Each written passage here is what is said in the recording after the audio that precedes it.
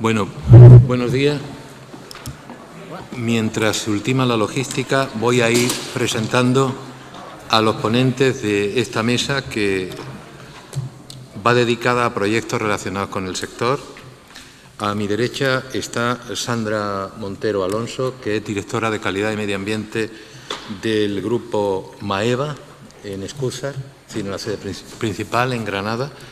Junto a mí, Juan Carlos Rubio, que es catedrático de Organización de la Universidad de Málaga y director del Laboratorio de Gestión de la Prevención en las Pymes, el Laboratorio Observatorio.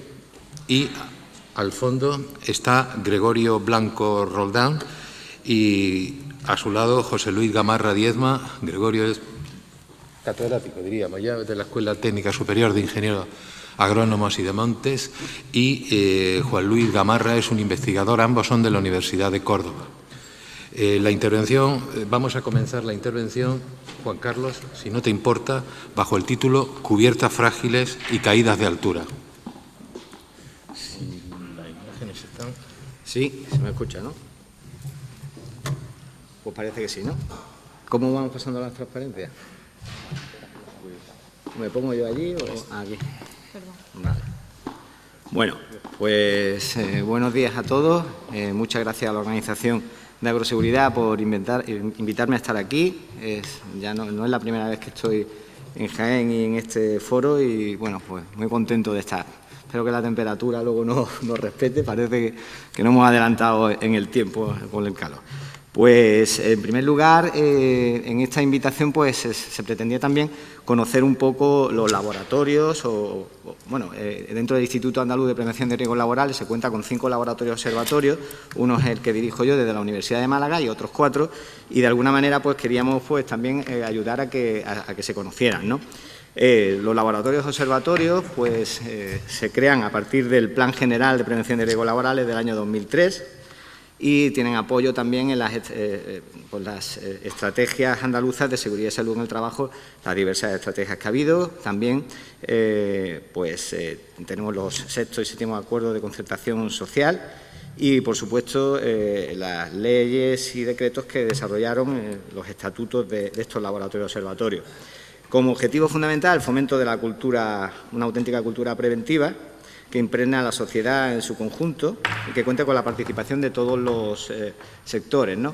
Funciones, pues casi todas las estructuras que se montan de este tipo en universidades, etcétera, pues tienen una función de investigación, de transferencia y sensibilización y de asistencia, por supuesto, también al Instituto Andaluz de Prevención de Riesgos Laborales en aquello que necesite.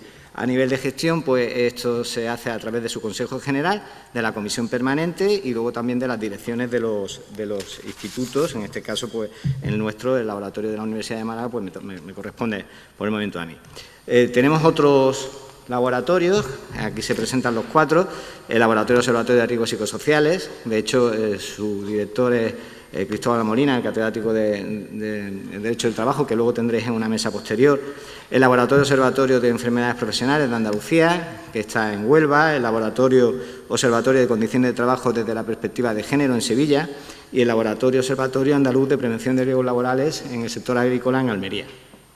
Y en el futuro imagino que habrá una creación de nuevos laboratorios porque de alguna manera el objetivo era tener un laboratorio observatorio por provincia.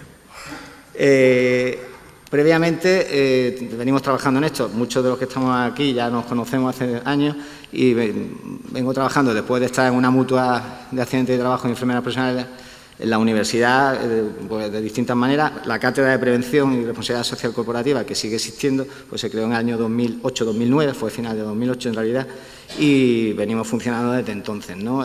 Con el apoyo del IMASAN, de la empresa del Ayuntamiento de Málaga de recogida y tratamiento de residuos sólidos urbanos, y también con la Consejería de Empleo de entonces, que estuvo en el inicio, y luego posteriormente con EMASA, ¿no? El laboratorio, la GEPIME, el Laboratorio de Gestión Preventiva en Andalucía, es un laboratorio que se crea en 2018, al final de 2018, y que tiene como objetivos pues, mejorar el conocimiento relativo a las pymes, en cuanto a la gestión preventiva, desarrollar estrategias para que las pymes puedan asumir un mayor compromiso con la prevención de riesgos laborales, mejorar las condiciones de trabajo de las pymes, reducir la siniestralidad y mejorar la cultura preventiva. El enfoque es a las pymes, como ya estáis viendo, y a la gestión de la prevención, lo cual en realidad es muy amplio, es uno de los laboratorios más transversales, en principio, de los laboratorios observatorios más transversales del Instituto Andaluz de Prevención de Riesgos Laborales. Porque todos sabéis que las pymes suponen el porcentaje más elevado de empresas. De hecho, el 98,8% en Andalucía son pymes, es decir, prácticamente todas. Es verdad que emplean al 67%, no emplean a un porcentaje tan alto, pero es un porcentaje bastante alto, ¿no? El 67% es un porcentaje muy elevado. Pero a nivel de número de empresas, pues prácticamente estamos en el 98,8%, ¿no? Es verdad que también tenemos oportunidades que nos facilitan el estudio de las pymes en materia de prevención, porque tenemos una mayor implicación de las personas, hay una mayor cercanía, las estructuras son más planas, no hay una estructura tan grande, hay mejor comunicación y hay una mayor flexibilidad en este tipo de empresas, pero también todos sabemos que porque tenemos muchas dificultades en las pymes, sobre todo cuando son más pequeñas. Cuanto más pequeñas son, mayores dificultades tenemos en materia de gestión de la prevención de riesgos laborales. Pues tenemos, como ponemos ahí, falta de medios para la acción preventiva. Las empresas tienen que sobrevivir y tienen pocos recursos para ello. Falta de especialización y de conocimientos, un exceso de externalización de la prevención. Bueno, a los servicios de prevención ajenos o a las sociedades, etcétera, le viene muy bien, pero a las empresas no le viene tan bien que tener que externalizar estos servicios. Y, por supuesto, una falta de percepción de cómo contribuye a la excelencia la gestión de la prevención de riesgos laborales, una estructura menos profesional, además de que el enfoque legislativo, todos sabemos y somos conscientes de que está muy dirigido a las empresas grandes, ¿no?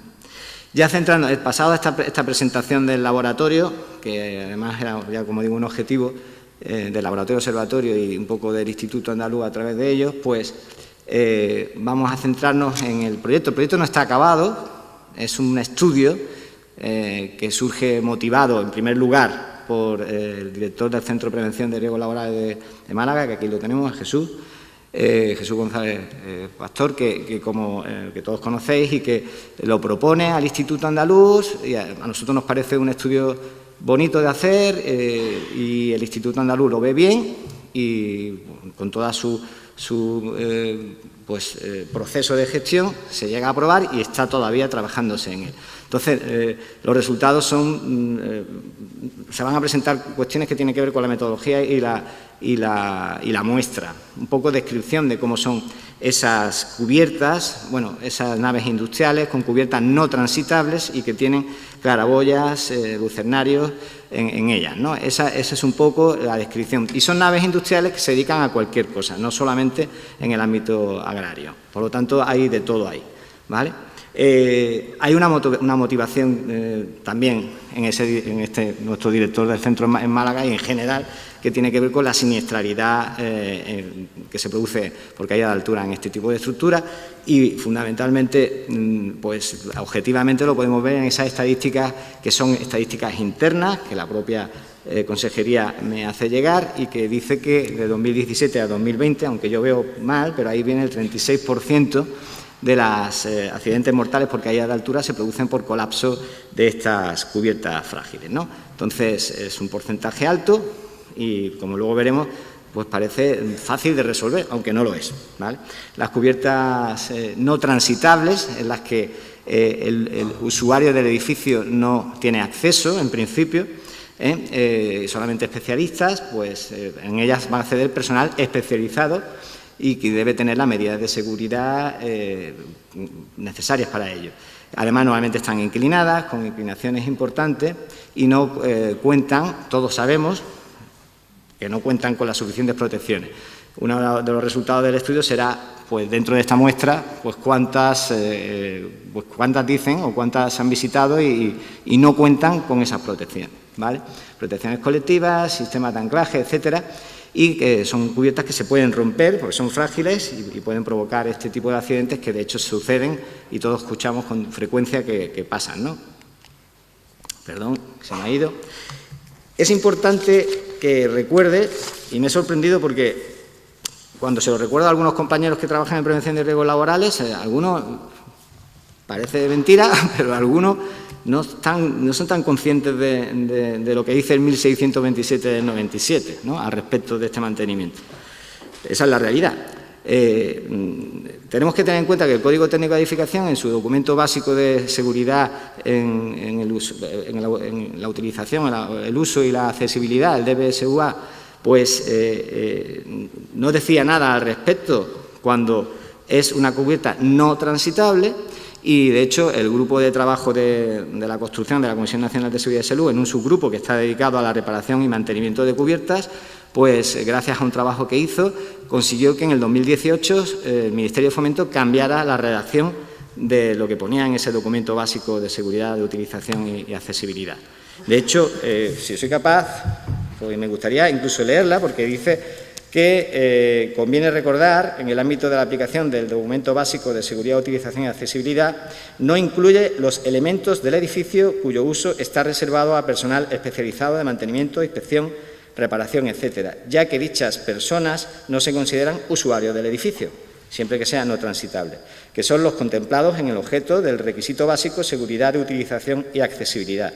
Dichos elementos deben cumplir la reglamentación de seguridad y salud en el trabajo. Este texto es el que se introduce en ese documento básico del Código Técnico, ¿no?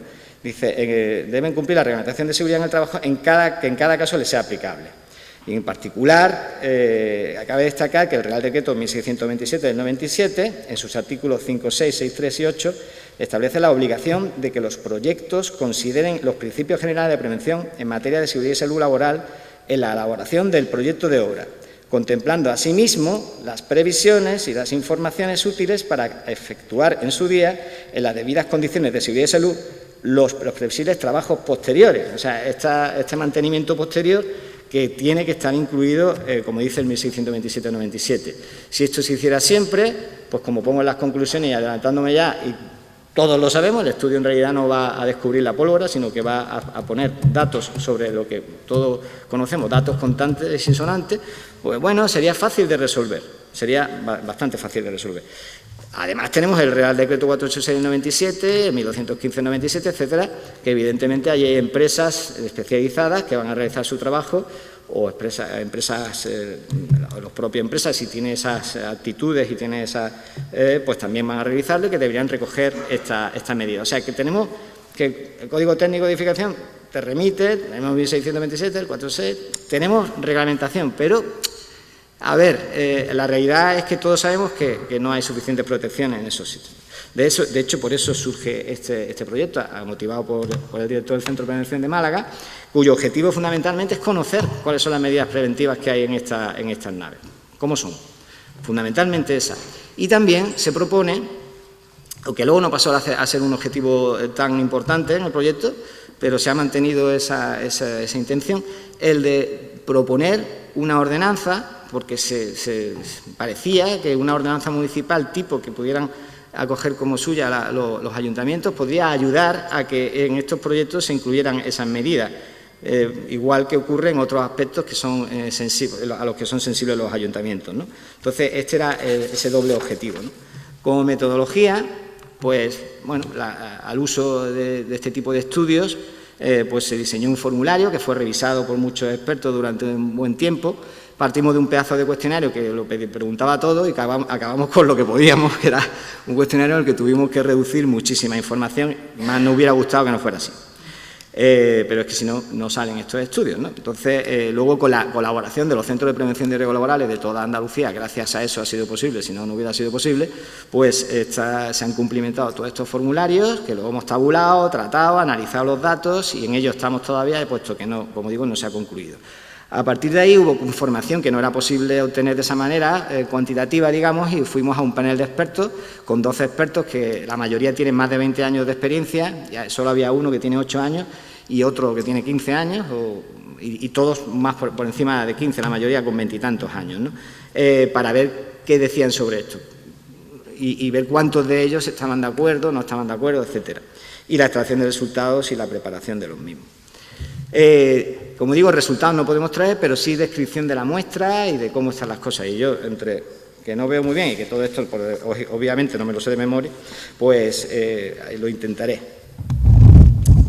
Por ejemplo, el uso de la edificación industrial. Bueno, pues ahí podéis ver que pues, un 23% así se dedica al almacenamiento y un 22% a la actividad industrial. En temas de manipulación de alimentos, pues tenemos un 7%.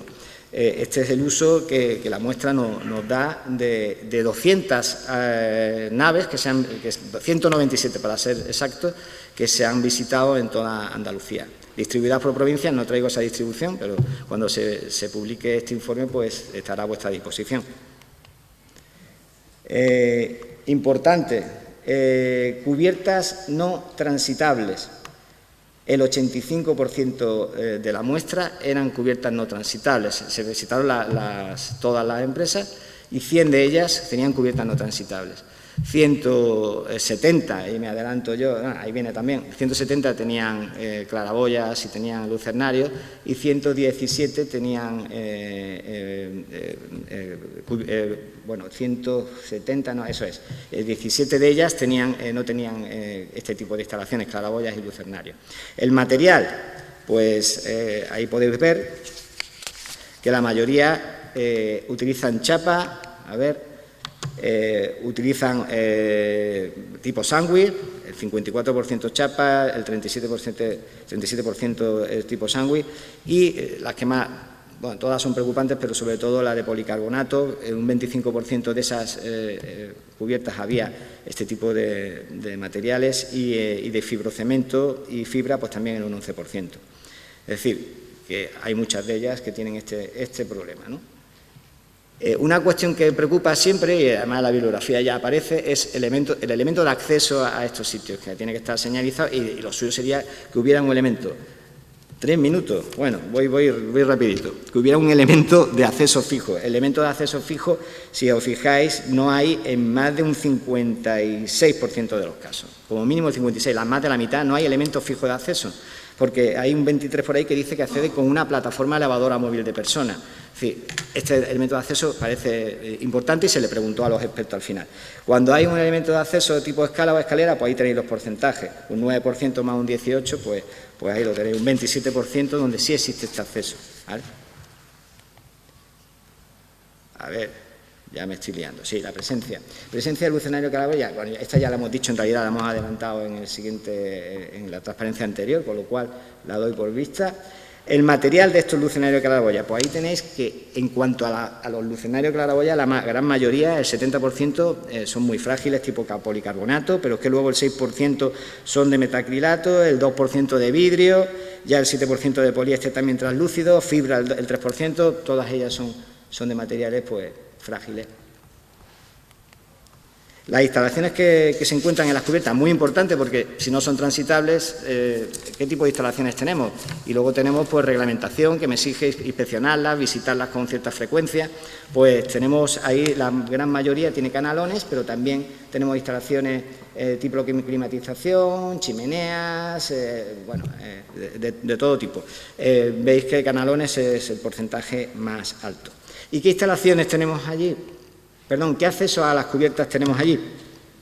Pues el 60% dice que accede a una cubierta no transitable, o sea, que accede, y luego ya alguna pregunta un poco más fina, con porcentajes más finos, pues el 51%, el 50%, de verdad esto de las gafas tengo que cambiar, Las empresas especializadas suben el 52%, y el 7% es solo la empresa que explota la instalación y otro 7% suben ambos, la empresa que explota la instalación junto con la empresa especializada en mantenimiento, etcétera. Voy terminando.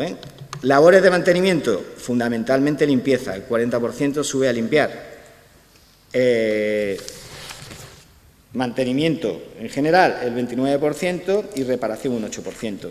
Estos son los datos que podemos dar hasta ahora, puesto, como digo, los más importantes son la explotación de qué medidas de prevención, protección, etcétera, y qué piensan los técnicos. Yo, como conclusiones de lo que hasta ahora podemos contar, pues diré que, bueno, lo que yo creo que todos sabemos, se trata de un problema de seguridad muy importante, porque son muertes en muchos casos, que es fácil y además no costoso de mejorar técnicamente, pero parece difícil de articular a nivel de proyectos y de la legislación como está actualmente. O sea, no es una cuestión difícil de solucionar. Con una rejilla metálica hemos solucionado el problema. Con instalar esa rejilla metálica, por ejemplo, ya tenemos una solución que no es costosa, pero que tiene que venir en el proyecto. Y parece que por ahí viene la mayor dificultad, ¿no? Y que tiene que luego hacerse lo que pone el proyecto, ¿no? Un porcentaje alto de las cubiertas no transitables cuenta con claraboyas lucernarias, es decir, de hecho, las no transitables, también había con claraboyas y lucernarios, pero eran muy pocas. Las que tienen casi siempre claraboyas y lucernarios son las cubiertas no transitables. Y además se accede a ellas en muchos casos, ¿no? Estos porcentajes ya son afinando, es decir, como tenemos transitables y no transitables, los porcentajes anteriores a veces no están referidos solo a las no transitables con claraboya. Aquí se refiere a las no transitables con claraboya, estamos hablando del 67%. O sea, se accede mucho y además disponen mucho de este tipo de instalación. Y además no cuentan con ningún tipo de medida física de seguridad en muchos casos. Esto será un resultado del estudio cuando lo terminemos, pero todos sabemos que ese porcentaje pues, no es bajo, ¿no? Más cuestiones. La mayoría de las cubiertas no cuentan con acceso fijo, solo el 35% tiene un acceso fijo, lo cual es una dificultad añadida y creemos que sería importante que se hicieran campañas dirigidas a los ayuntamientos para que esto pudiera calar en estos ayuntamientos y hubiera ese tipo de ordenanza municipal de la cual vamos a proponer un modelo que exigiera este tipo de instalaciones tan sencillas y tan baratas en relación a la nave industrial y que garantizaran un mayor nivel de conciencia a nivel de los proyectistas y de los técnicos, que es una solución que es de prevención a través del diseño o de seguridad desde el origen, ¿no? Que yo creemos que es la mejor siempre, ¿no? Y nada más, con esto yo termino. Muchas gracias.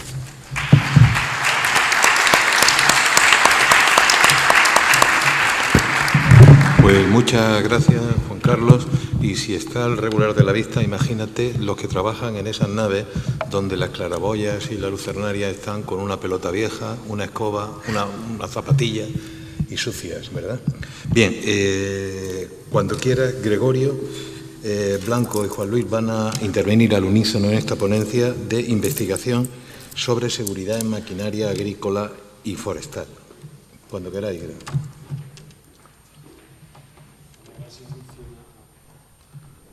Pulsa. No funciona, ¿te vienes aquí? ¿Te vienes aquí? ¿Y tienen que ir los dos juntos? No sé si, o no hace falta que estéis juntos. Vente aquí. Digo, vente me aquí. Cambio yo, si quieres. Vale, viene aquí. Bueno, ya, pues gracias en primer lugar a la organización de estas jornadas, que bueno, pues es el segundo año que venimos, ¿no? Y entonces, bueno, pues fundamentalmente a Manuel Soriano, que está ahí, ¿no? Que me ha dado mucha alegría verlo después de estos años de confinamiento y de coronavirus, y también pues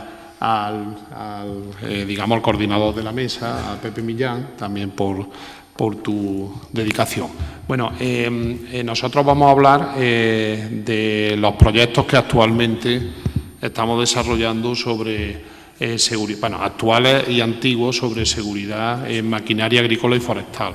Como antes ha dicho Pepe, yo soy Gregorio Blanco, soy profesor titular y, Dios mediante, próximo catedrático de Ingeniería Agroforestal de la Escuela Técnica Superior de Ingeniería Agronómica y de Montes de la Universidad de Córdoba. La Universidad de Córdoba, la Escuela de Agrónomos y de Montes, desde el inicio de los estudios de Montes, están en el mismo centro y están unidas, ¿no? y bueno, pues impartimos ambas materias, ¿no? Concretamente, en mi caso, como os digo, es la maquinaria agrícola y forestal. Y también desde el año 97, cuando yo empecé a trabajar en el tema de seguridad, gracias a mi amigo y maestro Juan Vicario Portillo, que estuvo en el Centro de Prevención de Riesgos Laborales de Córdoba, pues empezamos también la andadura de introducir una asignatura de seguridad en la agricultura, ¿no? Una asignatura que era totalmente innovadora, puesto que no existían otras escuelas de agrónomos, ¿no? Ni de montes, ¿no? Sí es habitual, como aquí nuestro compañero de la Escuela de Industriales de Málaga, allí sí es habitual en estos estudios, antes me lo preguntaba, ¿no? En los estudios de industriales que se tengan estas asignaturas, pero en agrónomos no.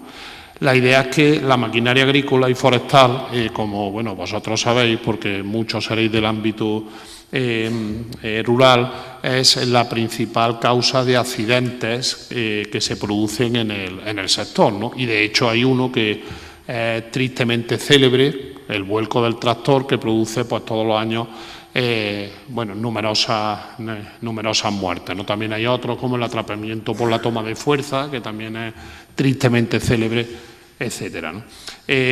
Junto a mí está Juan Luis Gamarra, ingeniero agrónomo y de montes. Él es ingeniero de proyectos de la universidad y trabaja con nosotros, pues desde hace también más de 15 años en todo lo que se refiere a los proyectos relacionados con la seguridad y concretamente, como ahora va a explicar, con la estabilidad en vehículos agroindustriales.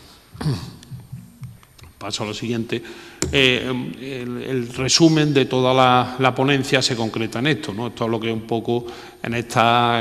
no quiero pasarme mucho del tiempo, aunque la tendencia es que al final siempre nos pasamos todos. La idea es plasmar esto, ¿no? Este sería como el astra o el resumen de la ponencia. Es decir, tenemos un contexto que nosotros le llamamos mecanización sostenible, que ahora voy a explicar a lo que nos referimos, y vamos a explicar 3 líneas básicas en las cuales el grupo de investigación AGR 126, al que represento, ha trabajado en los últimos años relacionados con la investigación, el desarrollo y la innovación en prevención de riesgos laborales. Hemos trabajado en la estabilidad en vehículos agroforestales e industriales. Hemos trabajado en las máquinas de aplicación de productos fitosanitarios. De hecho, la última que estuve aquí estuve hablando de ese aspecto de forma más concreta, y el inicio de todo fue verdaderamente el estudio de la exposición a vibraciones y ruido en la maquinaria agrícola y forestal. Como un poco un resumen gráfico de cosas claves que nosotros hemos hecho y que estamos haciendo en todo este ámbito, es, en primer lugar, partiendo del origen y yendo casi al final, es el diseño y la fabricación, integrando la seguridad en la maquinaria, y para ello hay 2 proyectos, uno que acaba en estos meses, el Innolivan, en el cual hemos desarrollado varios prototipos de máquinas. Lo hemos co-desarrollado con fabricantes, algunos de ellos de aquí de la zona de Jaén, máquinas para olivar, en las cuales, una de las premisas fundamentales era la integración de la seguridad. Pero aparte también hay una línea de ese proyecto que es la de vehículos para trabajo en olivar en pendiente, en la cual la seguridad es, la base del desarrollo de esa línea. Posteriormente, siguiendo la secuencia, es básica la formación, es decir, la formación en un uso correcto de las máquinas, y también en todo lo que se refiere a la mecanización agraria y forestal. Aquí está repetida la imagen, eso es un error, ¿no? Estos son cursos que nosotros damos, muchos nos conoceréis por el tema de los cursos ITEAF, de inspección de máquinas de fitosanitarios, y también había otra foto de cursos de eficiencia energética en el uso del tractor, que también hemos dado en colaboración con el Ministerio de Agricultura.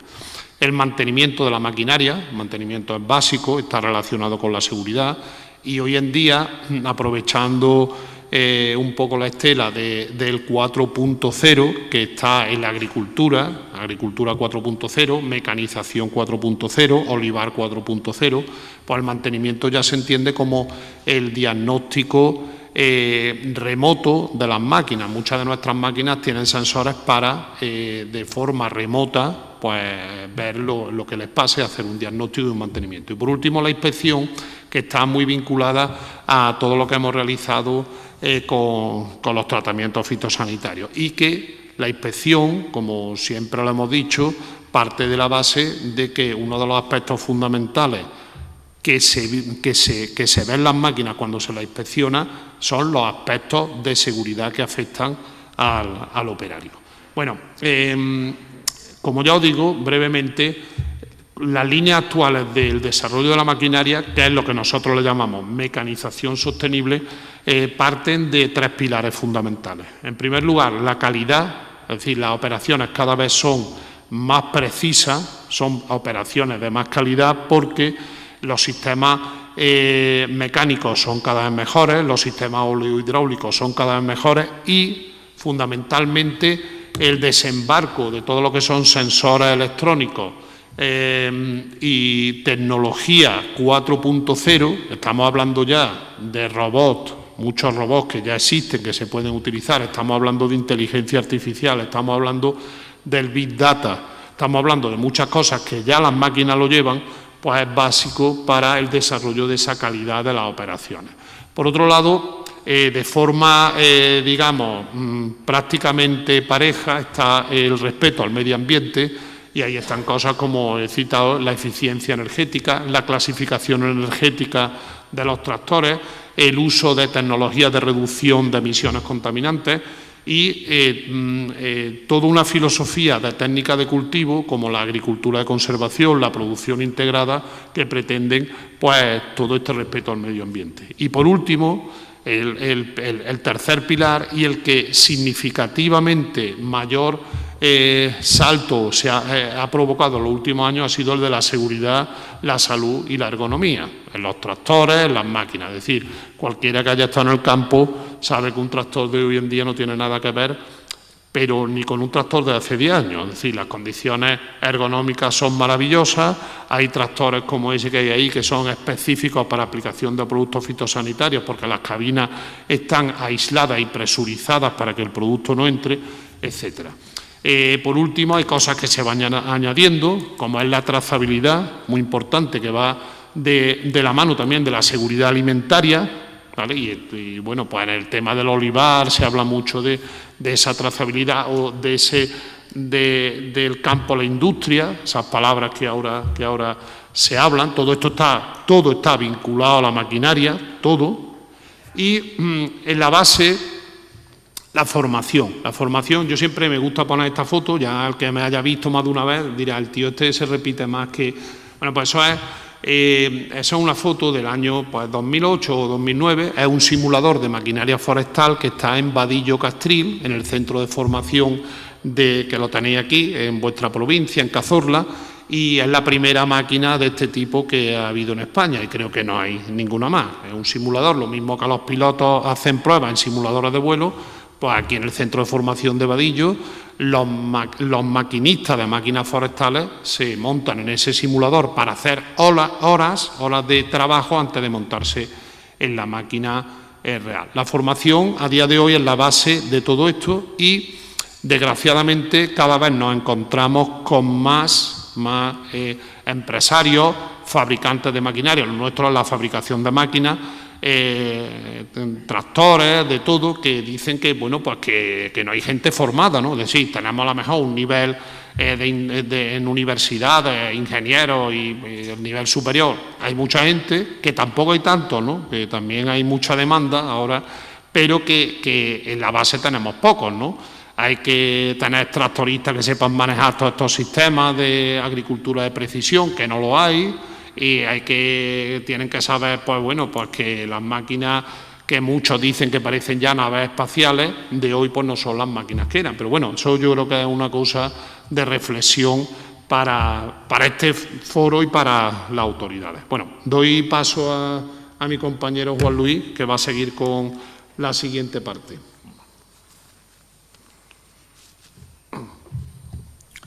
Bueno, pues muchas gracias, Gregorio, y muchas gracias también a las personas que me han presentado anteriormente. os voy a ahorrar escuchar otra vez mi nombre, puesto que ya me han presentado. Bueno, pues desde hace ya mucho tiempo, como ha dicho Gregorio, en el Departamento de Ingeniería Rural, en el grupo AGR 126, empezamos a trabajar en temas de seguridad en maquinaria agrícola, maquinaria forestal, y bueno, luego esos desarrollos, esos estudios, pues también han dado el salto a otros sectores, como el sector... Vale. Han dado el salto, bueno, pues a otros sectores como ahora veremos. Todo esto parte de, bueno, pues de mi proyecto fin de carrera, de ingeniería, de ingeniero de montes, en el cual se hizo un estudio sobre la evaluación de las pendientes límite para el trabajo seguro con maquinaria, con tractores eminentemente forestales.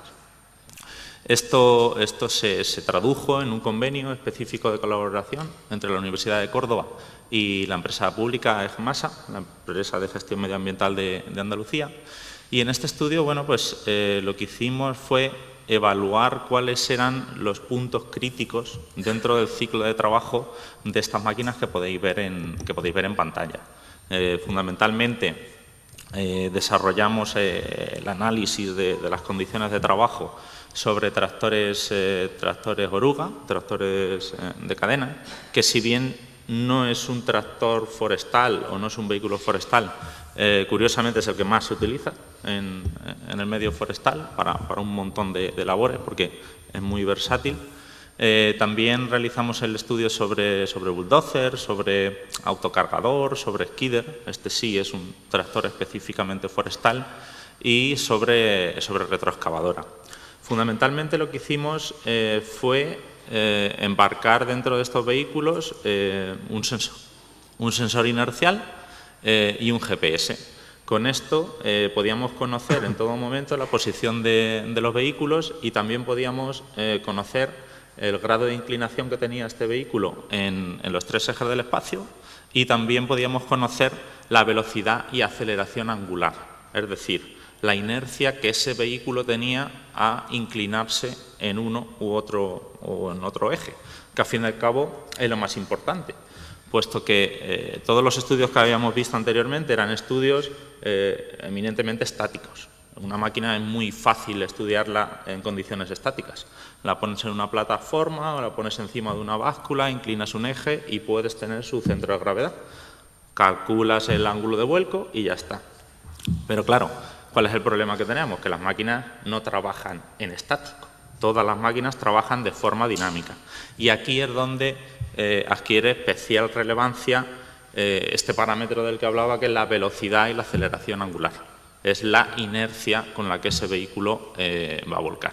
Entonces el estudio, bueno, pues sacó bastantes datos relevantes y veíamos cosas muy curiosas, como que un vehículo que se encontraba en una pendiente muy baja, en una inclinación muy baja, siempre hablando lateralmente, porque vimos también desde el principio que un vuelco longitudinal era muy difícil que se produjese. Siempre se producía antes el vuelco lateral. Bueno, pues veíamos que vehículos que estaban en unas condiciones aparentemente estables, en una pendiente muy baja, bueno, pues por el hecho de que habían variado muy rápido de inclinación, tenían mucha velocidad angular, pues podían volcar en pocos segundos. Entonces, bueno, esto nos dio bastantes datos y bastantes ideas. Y al final, bueno, pues esto se tradujo en este dispositivo que veis ahí en pantalla.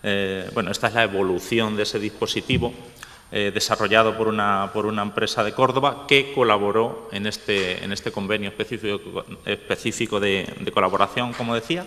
Es bueno, lo conoceréis, es el sensor INCLI-6, que está, bueno, diseñado y desarrollado específicamente para las condiciones de trabajo agrícola. Es el dispositivo que se desarrolló para montar en tractores.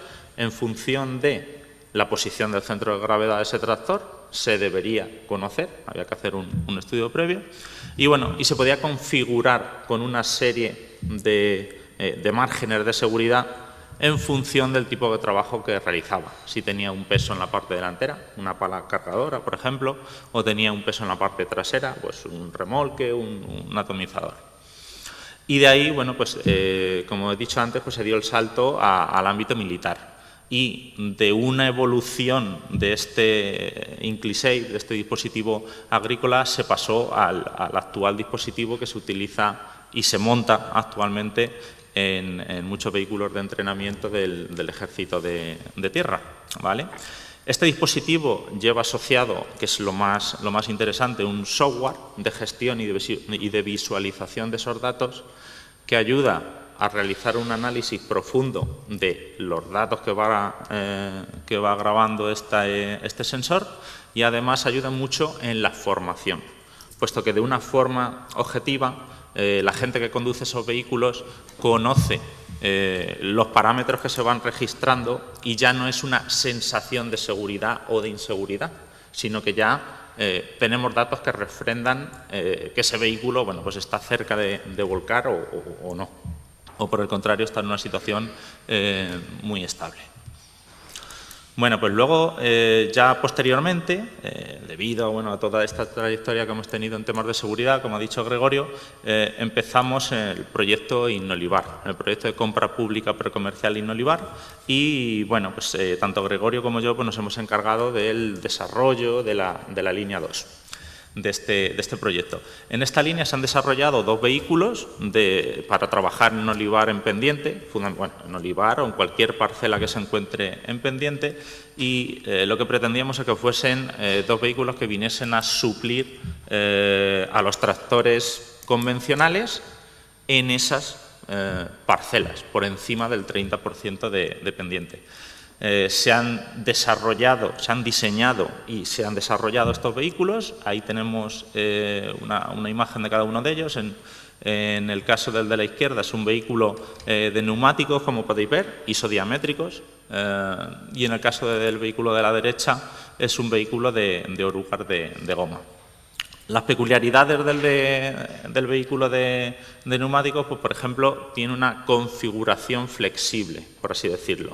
Tiene unos ejes flexibles, accionados hidráulicamente, que permiten al mismo tiempo aumentar el ancho de vía y disminuir la altura libre sobre el suelo. Por lo tanto, reducimos la altura, reducimos el centro de gravedad.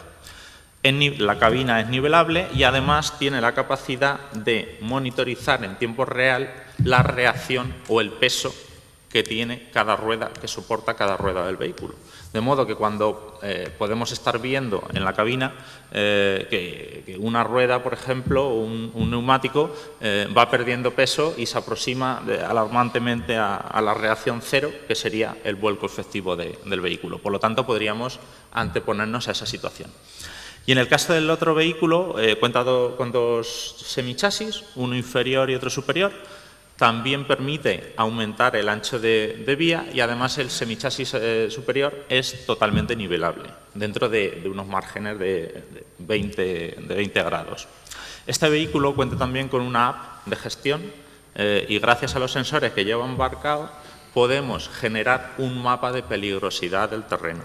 Tendríamos que hacer una primera pasada sobre ese terreno, pero como los agricultores normalmente pasan muchas veces por las mismas parcelas, por los mismos campos, pues al cabo de un año tendríamos mapeado, por así decirlo, todas las parcelas del agricultor que tuviese este tractor, de modo que tendríamos una nube de puntos con unos parámetros asociados de inclinación y velocidad angular que el tractor registró en ese momento cuando pasó por ese sitio. De modo que podemos anteponernos de nuevo y predecir cuándo se puede producir un vuelco, ¿vale? Y actualmente lo que estamos haciendo es trabajar en una plataforma de inclinación progresiva para medir de forma efectiva y real el ángulo de vuelco de vehículo de gran tonelaje, hasta 40 toneladas, hasta 40.000 kilos, y se está desarrollando en las instalaciones de la Universidad de Córdoba, en el campus de Rabanales. Y, bueno, pues en un futuro también queremos desarrollar una estructura como la que vemos a la derecha para determinar el momento de inercia de los vehículos, que es un parámetro bastante interesante a la hora de analizar la estabilidad de cualquier vehículo. ¿Vale? Y con esto, bueno, pues doy paso de nuevo a Gregorio.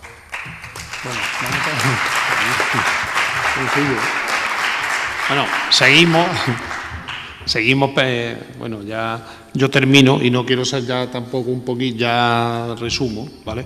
En el tema de máquinas de aplicación de productos fitosanitarios, el contexto es el de la sostenibilidad. Como hemos comentado, en el año 2009 sale la Directiva de Uso Sostenible de Plaguicidas y esa directiva hace hincapié específico en que las máquinas tienen que fabricarse, subrayo lo de fabricarse, en base a una serie de requisitos de seguridad y salud y de prevención para los aspectos medioambientales, y esto modifica la Directiva de Máquinas. En base a esto, nosotros empezamos un convenio con la Junta de Andalucía en el año 2008, que actualmente, pues seguimos manteniéndolo en base a, pues nosotros somos la unidad de formación de referencia para la realización de cursos de inspección de máquinas de aplicación de productos fitosanitarios, la famosa ITEAF, que muchos conoceréis, y también realizamos todo lo referente a los planes Renove, es decir, de comprobación que las máquinas que fabrican los fabricantes se hacen teniendo en cuenta los requisitos de seguridad y de medio ambiente que les son de aplicación, y también elaboración de manuales de inspección para el Ministerio. Proyectos que hemos desarrollado en los cuales se implementa fundamentalmente todas estas características de seguridad y medioambientales en las máquinas. Proyecto Mecaolivar, que terminó en el año 2015, proyecto Innolivar, que es el que ha comentado Juan Luis, la línea 3, que está a punto de finalizar. En este caso, importante, son máquinas que llevan inyección directa de productos, es decir, no hay la peligrosa situación de mezclar todo lo que es el producto en la cuba, no se produce, puesto que hay una inyección directa, y el proyecto Salivar, que también persigue una dosificación correcta para olivar. Por último, ya para terminar, exposición a vibración y ruido fue nuestro inicio. Hemos hecho medidas en todas las máquinas agrícolas, forestales, sobre todo olivar, y bueno, pues ahí tenéis unas publicaciones que presentamos en su día, viendo los niveles de acuerdo a la normativa de exposición y, bueno, certificando que la mayoría de las aplicaciones agrícolas y forestales se superan los límites que están establecidos como niveles de acción o incluso límites de exposición. Muchas gracias y perdonad por el retraso que hemos acumulado.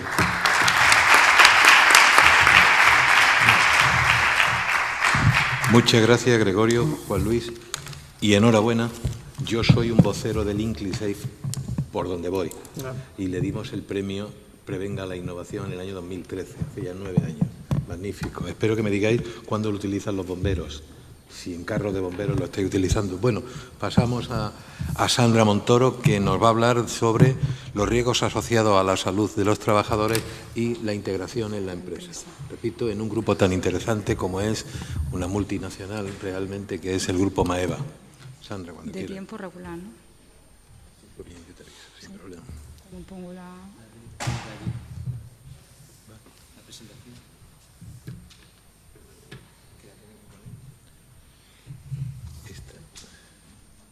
Bueno, da igual, no pasa nada. No sé tú. Sandra, yo no tengo su presentación. Sí, Sí, no. Sí, la mando. bueno, no te preocupes, no pasa nada, no te preocupes. Sí, pero no te preocupes. No, da igual, como vamos de tiempo a lo mejor, no hay ningún problema. Bueno, antes de nada, daros las gracias. Sí, no te preocupes, no hay problema. Daros las gracias por darnos la oportunidad de estar en este foro. Yo quería explicaros un poquito quiénes somos para que nos situéis y luego meternos un poquito en la parte de, como nos ha comentado Pepe, en la parte de los riesgos asociados a los trabajadores y sobre todo enfocarme mucho más en la parte de integración, que creo que es la parte que nosotros podemos aportar mucho más, ¿no?, en este foro. Bueno, nosotros somos un grupo de empresas, somos el grupo Maeva Torre Morente, estamos ubicados en Granada, somos una empresa familiar que empezó en el año 1930 y ahora mismo estamos en la tercera generación. Nosotros en Maeva abarcamos todo el ciclo productivo del aceite de oliva. Es decir, tenemos parcelas de olivar, tenemos almazaras y tenemos envasadoras. Bueno, de todas maneras. Bueno, ahí veis un poquito nuestra historia. Lo que decíamos, una empresa familiar que nació en los años 30 y bueno, nos hemos ido, pues se han ido moviendo, porque yo no llevo la compañía tanto tiempo, ¿no?, como es lógico, pero bueno, se han ido moviendo y ahora mismo en el año 2008-2009 hicimos el traslado a las nuevas instalaciones que tenemos en Escúzar, que es donde está nuestra matriz. Digo que está nuestra matriz porque también en los últimos 4 años, 5 años, se ha producido toda la parte de internacionalización de la compañía, ¿vale? Ahora hemos pasado, como decía, a ser un grupo empresarial con presencia a nivel mundial en todas aquellas ubicaciones que podéis ver en la diapositiva. Como decían, en Granada está nuestra central, tenemos oficinas comerciales en China, en Japón, Francia, Estados Unidos y otra fábrica de envasado tanto de aceite de oliva como otro tipo de aceites comestibles en Monterrey, en México. En la parte de México y de Monterrey, que ahora comentaré un poquito también cómo estamos haciendo esa integración, porque al final todos los procesos productivos, todos los procesos de trabajo y los protocolos salen de aquí, de España. Y lo que estamos haciendo es armonizar y unificar todos los procesos en cada una de las sedes que tenemos repartidas por el mundo, ¿vale? Con los hándicaps que eso supone a los distintos niveles, las particularidades que cada país tiene y demás. Bueno, por meternos un poco en el tema, esto simplemente era para que nos situarais un poquito. Como vamos de tiempo un poco, no me voy a meter tampoco mucho en los riesgos, porque creo que todos conocéis los riesgos que tenemos identificados a nivel de almazara o de envasado. En nuestro caso me voy a centrar mucho más en explicaros qué es lo que nosotros hacemos, qué es lo que a nosotros nos ha servido para mejorar en el área de prevención y cuáles son las activaciones que estamos desarrollando ahora mismo, ¿no?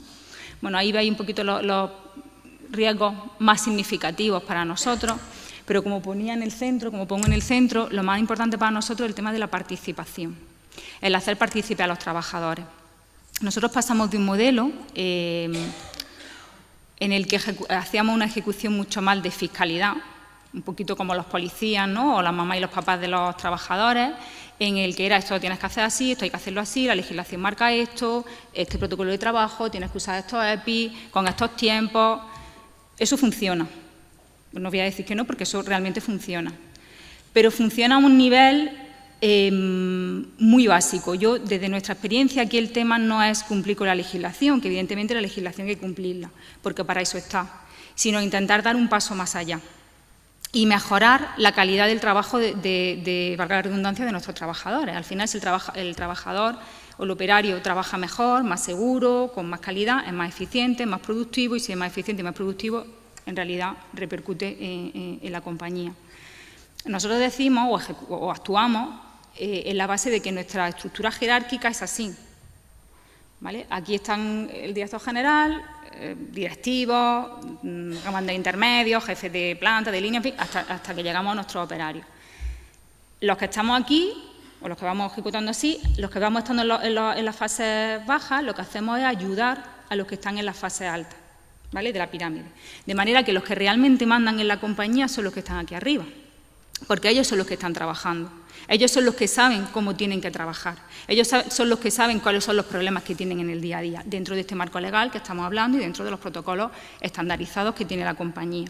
Pero los que estamos sentados en un despacho, normalmente, para los que estamos sentados en un despacho, es muy fácil dar las órdenes. Suele ser muy fácil dar órdenes. Mandar protocolos de trabajo es relativamente cómodo, relativamente fácil, porque tú dices, esto hay que hacerlo así, quiero que se haga así, quiero que se haga en este tiempo, en esta forma y de esta manera. Pero luego está en el día a día. Y el día a día lo conocen los trabajadores. Y los problemas que se encuentran para poder ejecutar esos protocolos de trabajo que tú necesitas en todos los niveles, lo saben los trabajadores. Entonces, nosotros actuamos mucho en la parte en esa parte de integración que comentaba Pepe, lo que trabajamos mucho es la participación del trabajador. El Comité de Seguridad y Salud, que en nuestro caso ya sí es obligatorio legalmente, pero como os decía, nosotros intentamos ir un poquito más allá y nosotros el Comité de Seguridad y Salud lleva funcionando en la compañía desde hace muchísimos años, desde que éramos una pyme, desde que no era obligatorio legalmente. Evidentemente ahora tiene otra estructura, como es lógico, pero nosotros teníamos ese Comité de Seguridad y Salud en la que se fomentaba, en el que los trabajadores identificaran la área problemática o las áreas que le estaban suponiendo un reto a la hora de trabajar para establecer ese marco, ¿no?, de prevención de riesgos. Y salen muchísimas actuaciones de ahí. Es decir, el hecho de que ellos sean los que indiquen qué son lo que ellos piensan, o lo que ellos opinan, o lo que ellos creen que se puede ejecutar en la planta de envasado o en la almazara para mejorar esa condición laboral, no os podéis hacer una idea el impacto que tiene realmente en las actuaciones reales, ¿no? Porque nosotros hemos pasado a una fase ahora en la que no solamente vamos a la acción correctiva o a la acción correctora de las actuaciones que no están trabajándose de manera más eficiente, sino que hemos pasado a una fase que es la ideal de prevención. Es decir, el trabajador en estos foros que nosotros tenemos lo que hace es adelantarse a lo que él ya está viendo que puede suponer un problema. Y para poder hacer eso, para nosotros lo más importante es la formación. Evidentemente, en el marco legal sabemos que trabajamos la información y la formación. La información es fundamental. El trabajador tiene que estar informado de los riesgos asociados a su puesto de trabajo. Nuestra obligación como empresa o como técnicos de prevención, como directivos, es informarle adecuadamente de cuáles son los riesgos asociados a su puesto de trabajo y qué tiene que hacer para evitar que esos riesgos se materialicen. Pero para nosotros, desde nuestra experiencia, lo más importante es la formación. La formación, que estén muy formados en su área de trabajo, muy formados en los riesgos asociados a su área de trabajo, muy formados en los protocolos de trabajo que se establecen en la compañía. ¿Por qué? Porque esa formación, antes de entrar en el porqué, esa formación la ejecutamos desde dos ámbitos, el ámbito externo y el ámbito interno. El ámbito externo es muy importante, pero para nosotros es una formación mucho más genérica, mucho más general. Yo te formo en la manipulación de carga y tú ya sabes qué significa esto, ¿no? Pero yo ahora te formo internamente, porque yo tengo dentro de ese riesgo de manipulación de carga o dentro de ese riesgo identificado de ruido o de caída en altura, yo tengo unas actuaciones, unas acciones, unos riesgos muy específicos. Riesgos químicos, ¿vale? Una formación general de riesgos químicos, pero yo ahora te doy una formación interna de los químicos específicos que tú utilizas y de los riesgos específicos que tienen los productos químicos que tú utilizas. Voy a decir algo que si hay en el público gente de la Administración, pues seguramente se va a echar la mano a la cabeza, pero para nosotros ya lo sé, pero para nosotros la prevención, evidentemente, es un tema de la empresa, pero no es una obligación empresarial, pero realmente el tema de la prevención es del trabajador. O sea, si un trabajador tiene un accidente, si un trabajador se queda inválido, lo va a sufrir el trabajador, no yo. Yo como empresa voy a seguir. Me va a costar más, me va a costar menos, me sancionarán más, me sancionarán menos, pero realmente yo como empresa sobrevivo. Y si no está él, pues estará, si no está Pepe, pues estará Antonio. El problema lo tiene el trabajador. El problema es cuando tienen un accidente laboral, el del trabajador, y ellos tienen que ser consecuentes con eso. Yo siempre les digo a ellos que ellos pidan todo lo que necesiten. Yo les voy a exigir en función a lo que nosotros les hemos dado. Evidentemente, yo no le voy a exigir algo que nosotros como empresa no hemos sido capaces todavía de darle, ¿no? A nivel de EPI, a nivel de estructura, a nivel de organizativa, como lo queramos ver. Pero una vez que nosotros como empresa se lo damos, yo les voy a exigir que cumplan al 100%. Y se lo voy a exigir que lo cumplan al 100% porque ellos son partícipes de esas actuaciones y porque ellos tienen que estar perfectamente formados para ser conocer perfectamente qué implicaciones tiene lo que ellos pueden hacer o lo que ellos pueden hacer bien o lo que ellos pueden hacer mal. Porque, repito, es que el problema es del trabajador realmente. El que se hace daño, yo a veces cuando hemos hecho alguna jornada y alguno, yo le digo, mira, si te caes, digo, yo bajo y te remato. Digo, porque a mí me cuesta más inválido que muerto. Así de simple. Digo, y el que lo va a sufrir es tu familia, no nosotros. La empresa sigue. Y es que es así. Entonces, con esa estructura, por eso nosotros trabajamos muchísimo en la formación y en la formación práctica.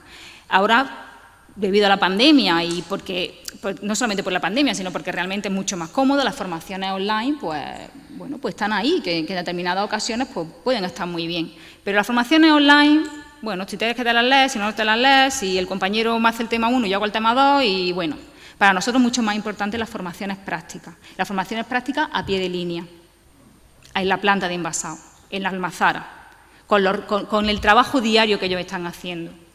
Ahora mismo, por ejemplo, la semana pasada ejecutamos una acción de tema de incendio en el que vinieron los bomberos y estuvieron allí manipulando. O sea, nosotros dimos una formación teórica, online, de qué es el fuego, los riesgos, pero luego hicieron una formación real con los bomberos donde se les explicaba, pues este es el extintor, si te encuentras con esta situación tienes que hacer esto, explicándole los distintos tipos de extintores que hay, cómo tienen que actuar cuando se ejecuta un fuego, en qué zonas de su puesto de trabajo podría haber un conato de incendio y cómo tendrían que actuar. Eso es lo que nosotros buscamos un poco en la compañía, ¿no? Esa formación un poco más real y más práctica. Y dentro de esta participación del trabajador, otra de las actuaciones que nosotros estamos haciendo, que nos están funcionando muy bien, son que nosotros, ellos tienen todos los trabajadores tienen una prima mensual en el que tienen varios hitos, ¿no?, de cumplimiento. Uno de esos hitos es la prevención de riesgos laborales, el cumplimiento de esa prevención de riesgos laborales. Pero, como os decía, no el cumplimiento, ya no solamente el cumplimiento en base legal, sino el voy un poquito más allá, ¿no? Se prima el que los trabajadores establezcan determinadas acciones de mejora. Nosotros somos en torno a unos 150, 160 trabajadores en España. Si con que el 20% de mi plantilla me dé una acción de mejora al año, pues ya son 20 acciones de mejora al año que tengo ahí. Y eso ayuda muchísimo, ¿vale? Porque, como decía, está aquí arriba, tener una visión global, pero hay que estar abajo. Entonces, lo que nosotros establecemos son unas reuniones semanales, normalmente las hacemos los martes y los miércoles, en la que se para la fabricación y nos reunimos durante 10-15 minutos de pie con una pizarra en la que esquematizamos las incidencias que hemos identificado durante la semana anterior a nivel de prevención de riesgo y también en otra área. Y entramos en un grupo de mejora, en un debate en el que los trabajadores pues indican el por qué creen que eso ha pasado así o por qué creen que eso puede llegar a mayores y qué van a hacer para mejorarlo, ¿vale? Y cambia muchísimo la estructura, cambia muchísimo el cómo interiorizan los conocimientos, el cómo interiorizan la ejecución de esos protocolos de trabajo a cuando tú directamente los impones. Desde mi departamento, lo que sí hacemos también, porque creemos que es bueno y por tener esa visión un poco también de fuera, que aporta muchísimo, pues mensualmente tenemos un check de trabajo en el que mensualmente pues damos unas rotaciones por las distintas áreas de trabajo, ¿no? Por envasadora, la almazara, el patio, la bodega, y vamos nosotros identificando, simplemente observando, cosas que nosotros vamos viendo que no son del todo conformes, ¿vale? Y eso también se plasma en estas reuniones semanales que os decía. Como actuaciones concretas, para que veáis un poquito qué es lo que sale de todo este tipo de reuniones, pues mira, una cosa, por ejemplo, bueno, se puede parecer súper tonta, evidentemente no lo es, ¿no? Pero bueno, nosotros veíamos que teníamos una serie de bajas, muy cortitas, pero bajas por tema de pues me duele la espalda, es que estoy un poco que lo tengo sobrecargado, que no.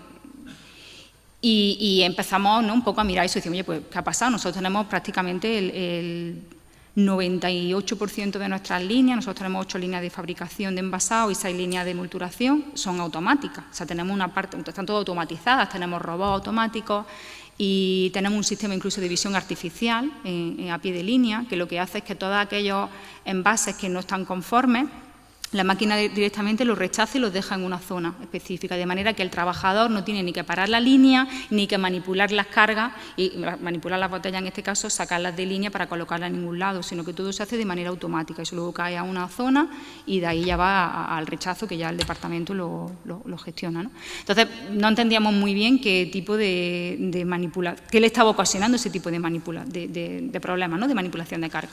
Bueno, pues lo que identificamos fue que al final los trabajadores que tenían esos problemas eran los trabajadores que gestionaban la entrega de los insumos desde el almacén hasta la zona, hasta la pie de línea, y era básicamente los rollos de etiquetas. O sea, los rollos de etiquetas estaban preparados para la maquinaria que nosotros teníamos instalada, con su diámetro, con su altura, con sus pesos, estaban dentro de lo legal, estaban dentro de los 12, 15 kilos que todos conocemos, 17 kilos.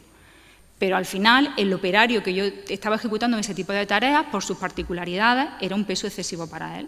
Entonces, se hizo un estudio ergonómico con esos trabajadores que están en ese ámbito.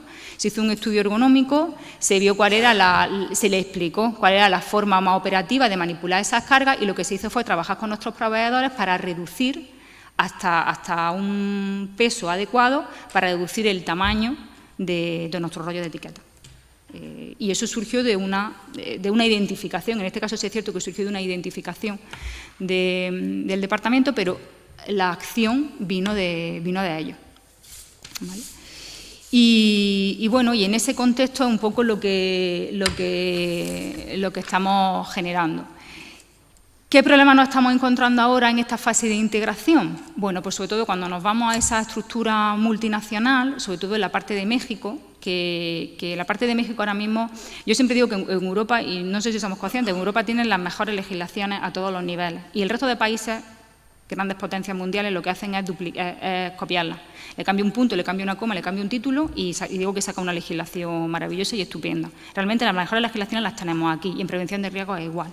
Entonces, lo que ellos realmente han hecho es copiar lo que nosotros hacemos, pero no hay una conciencia no hay una conciencia ni un conocimiento de lo que es la prevención de riesgos laborales. Ellos están ahora mismo en una fase mucho más de seguridad alimentaria, comentaba Gregorio, y el concepto de prevención lo tienen todavía muy a años luz. Entonces, lo que estamos trabajando nosotros a nivel de integración, evidentemente toda la maquinaria va con su marcado CE, y si no le aplicamos el 1215, mandamos unos técnicos allí en el que se hace la aplicación del 1215 y se pone la maquinaria adecuada a lo que nosotros necesitamos, y lo mismo que os acabo de explicar, que es lo que estamos haciendo de España, se está replicando allí.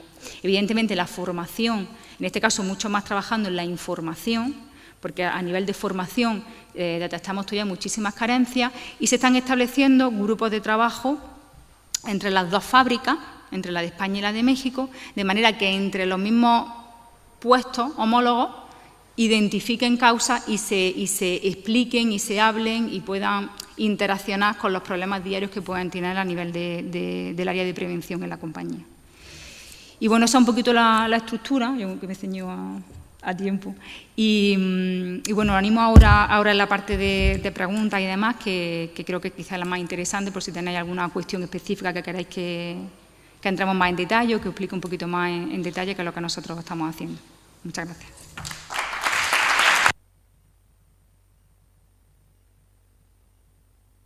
Pues muchas gracias, Sandra, por recordarnos, como dice la ley de prevención, que es de mínimo y que está en la mano de todos mejorarla, y desde luego la pasión, recordando a los trabajadores que en caso de un accidente ellos son las víctimas, ¿no? Bueno, pues abrimos un turno de preguntas, y es que yo tengo aquí una, pero me la voy a reservar porque vamos mal de tiempo. Empezamos la mesa con un cuarto de hora de retraso y vamos a una o dos preguntas para retomar el calendario. ¿Hay alguna pregunta? Pues yo creo que levantamos la mesa y retomamos el calendario. Muchas gracias. Pepe. Sí, perdón.